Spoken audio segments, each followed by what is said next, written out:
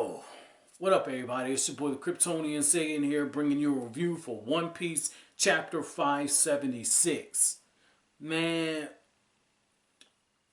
I'm gonna have to quit this whole Oda don't kill shit. I'm gonna have to quit this. Whitebeard's dead. Oh my god, man. Yo, I like trash Oda for like hundreds of chapters. Like, Oda don't kill shit. Oda pulls the hero Mashima. Haha, got you suckers. In less than 3 chapters, Oda has killed 2 characters. Now, you could make a little argument. Ace got a lot of his character development at this part in the story. Anime filler withstanding. But Ace got a lot of his character development here. Whitebeard, still a rather new character. Like, he's been out there. And the whole thing with Shanks was going on. But we got a lot of his development. You know, we got the customary flashback before the death. I mean, even Ace got it. But it's just like, the way it's weaved in there, I'm just giving that, I'm giving all that a pass. But the way this guy died, it's not the fact that he died that has me like, fuck. It's how he died. So in the very last panel for this chapter, you see Whitebeard and he's dead on his feet, still standing. That is some of the most boss shit ever. Okay?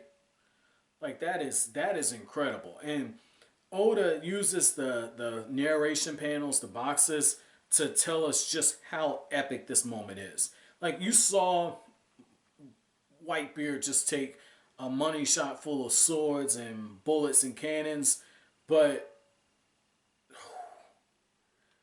man, I'm gonna touch on that in a second. But here it says, even in death, even with half of his face gone, he would never fall.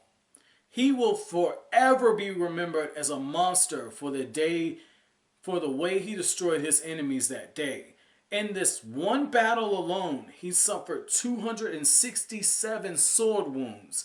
He was struck by 152 bullets and 46 cannon blasts, and yet neither that mighty body nor his pirate's pride even suffered one coward's wound. Man, Whitebeard took some punishment, yet he still stayed on his feet. And before he died, his only regret was that he didn't, or one of his only regrets, is that he didn't finish off Blackbeard for betraying Ace. And I really feel like if Blackbeard didn't pull that whole son card on him, Whitebeard probably would have killed him. Because even though he said I kicked him out, and says like, you don't get the right to call me your son, they have a lot of history together. And I think in the moment where Blackbeard said, are you really going to kill one of your sons? I think in that one moment, Whitebeard's strength was already fading. In that one moment, he hesitated probably a second too late.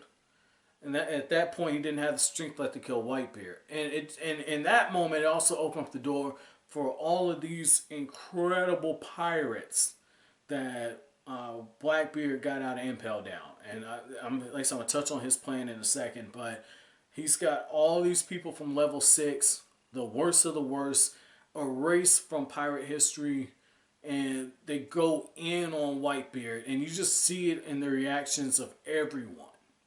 But I like how one of the things that you get is Whitebeard pulls a Roger. He says like, hey, Blackbeard, you're not one. You got that D in your name, but you're not the one who's gonna upset the balance of everything. You know, the people with the will of the D, those are the people that are going to make the world government uneasy. And Whitebeard, this is where the Roger comparison comes in. Like how Roger said, oh, well, you know, I have a treasure, go find it. And I'm paraphrasing, but the new exploration age of the pirates came, world broadcast. Everyone was freaking out. Ace is dead. Now Whitebeard is getting ready to die. And he says the One Piece does exist. And once that happened, heads are probably getting ready to roll in when it comes to the world government, based on the fact that that was confirmed. If anybody knows, it's going to be this man. And this is what I found very, very interesting. This is the explanation we get for the whole thing with the D. Okay, when Roger is meeting with Whitebeard, Roger tells him. And so now we get Whitebeard just doing his own narration. And he says, the man Roger is waiting for is definitely not you. Just as there are some who inherited Roger's will, we get a shot of Luffy. Someone will eventually do the same for Ace. You can never sever bloodlines, but their flames will never be extinguished. It has been passed down like that since ancient times. Someday, one will arise who challenges the world and shoulders centuries of history. Sengoku, you and the world government fear the great war that will come to this world one day. I'm not interested in treasure, but when it's found, the whole world will be turned upside down. Someone will find it one day. That day will come. The One Piece does exist. And so if you look at this, I didn't think One Piece had it in it to do something like this. But Oda is getting ready to play with something very, very dangerous that could shape the One Piece story. Because right now, you could say it's not a battle shonen. It has some battle shonen elements. It's more of an adventure story. Oda's touched on a few things like religion and sex trade and human trafficking. Touched on rape with Boa Hancock. I really think that, you know, her and like her two sisters and whatnot on, she calls them sisters, on Amazon Lily. I really think that one of the Celestials probably sexually assaulted them, just based on the nature of the devil fruit, like the name of it, and I mean it's some stuff that's implied there. But Oda, in a political war, because this is what this is. Ace dying was a political death. Roger dying was political. They're trying to change the narrative and control it. But I feel like this goes into the whole thing with the poneglyphs. Because Nico Robin, and what triggered me off on is the word history. Centuries of history. But I feel like this is tying in with the poneglyphs. You know, we know that there's history in there that, you know, there could potentially be a weapon. But one of the things you get is that Whitebeard says, someday one will arise who will challenge the world. We know that Luffy's father is the leader of the Revolutionary Army. We know that they're at odds with the world government. We know that the world government is erasing years worth of history that's not made known to the public. Nico Robin's island was completely wiped out over this. And I'm going to be reaching here. But because of the way the Oda writes stuff, you can't ignore this. We also know that, like, with Nami's adopted mom, there's a period where, unless this was covered in anime filler, according to what we got in the manga, we know that she went away from her island for a while, and we know that she had on one of the navy jackets and all that, but we don't have much information. And like I said, I know that's reaching, but we don't know about Luffy's mom. There's a few different things there. And I feel like Oda is very subtly setting it up to where some of these answers are probably going to come when Luffy meets his father. Or meets more people with the Revolutionary Army. And the fact that Luffy has that connection with Ivankov, I think that's coming. And another thing is... It was on Thriller Bark when they got the Vivre paper. It was the life paper when Lola, that's what she told she told Luffy how it worked and explained what was going on with Ace, saying the person that gave this to you is in danger. And she gives Nami that paper and she says, you know, I think she said something about her mom or some shit like that. But that's another subplot that's being set up. And Luffy and the rest of them getting ready to go into the new world. What if like Lola's mom is on like in the Revolutionary Army? Because that's where it makes the most sense for Dragon to be. It makes the most sense for him to be somewhere out there, probably on the edge of the new world. And it'd be a great segue because that'd be a way for Luffy to get the audience to speak with his father. Yes, he's the son of Dragon, but that might be the ticket in. I mean, and that paper leads you towards there.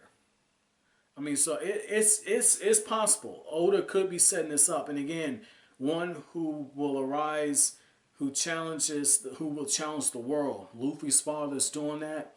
Shonen tropes are the next generation surpasses the one before in some type of way.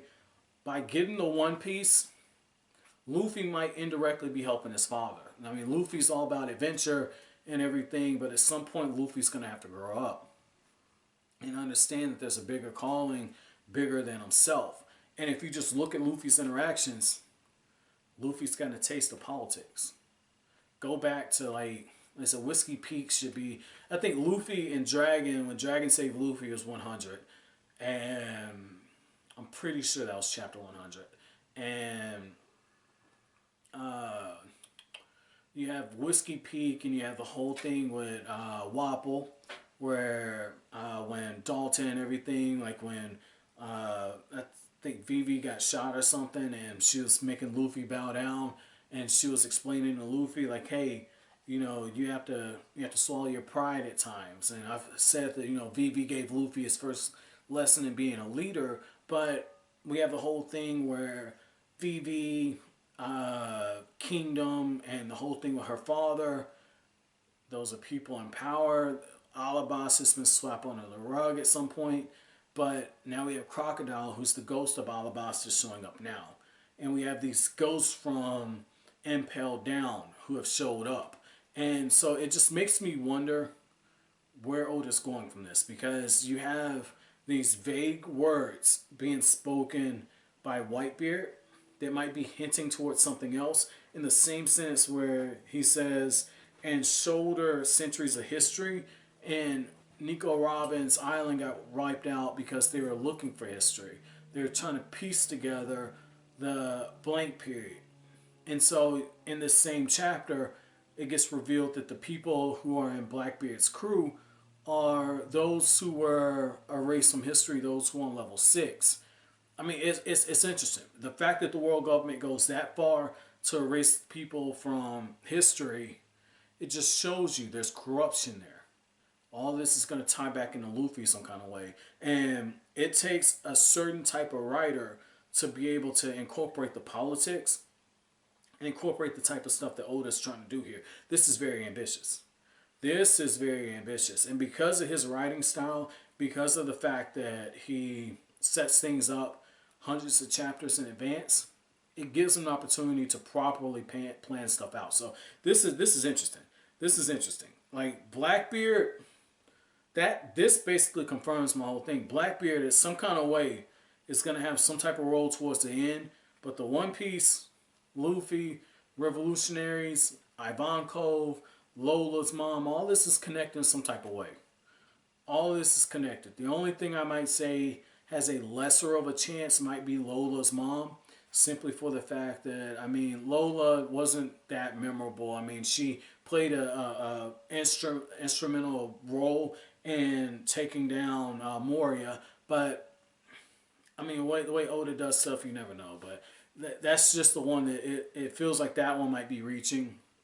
But all the rest of this, the poneglyphs and the whole mention of history, Blackbeard's people being from Impel Down, erase some history, very key, very key. And in the same chapter, we get another flashback with Roger. And again, we're getting flashbacks with Roger more than ever before.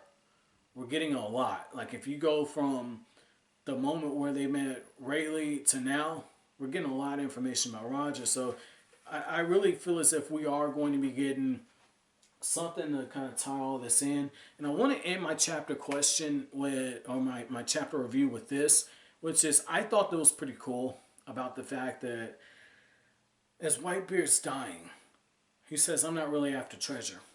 That's not what I'm after. I just want a family. These people on his ship that he's traveling with, they're family. And you can really liken that to Luffy. Luffy don't care about gold. Getting gold is part of being a pirate. Luffy's after the adventure. And I really feel as if, when we get to that point, part of Luffy's journey might be seeing Luffy be given the title of one of the emperors, or acknowledged as being one of the emperors. I really think that's coming because there's a lot of similarities to Whitebeard, from the type of hockey he uses to that prideful arrogance that both of them have. Doesn't have the wisdom that Whitebeard has, but even their motivations, they're eerily similar. They want different things, but look at it. One wants to fill that void inside of them with family. Family that isn't blood, but he wants to fill it. One wants to fill it through adventure. Both of them are in the now. The adventure is in the now. You enjoy all the little turns that life gives you because it takes you wherever you're going. You enjoy the people around you and you form those bonds. And sometimes the people you're closest with aren't the people who share your last name or share your blood. So this is interesting. I can't wait to see how Oda kind of ties this up. But my chapter question for you guys is, how impressed were you with Whitebeard being left standing? And when it comes to anime deaths, where does this rank for you? And I want you to rank Ace's death as well. But as always, guys, if you like anything I had to say, don't forget to comment, rate, subscribe, and share. Have an awesome day, guys.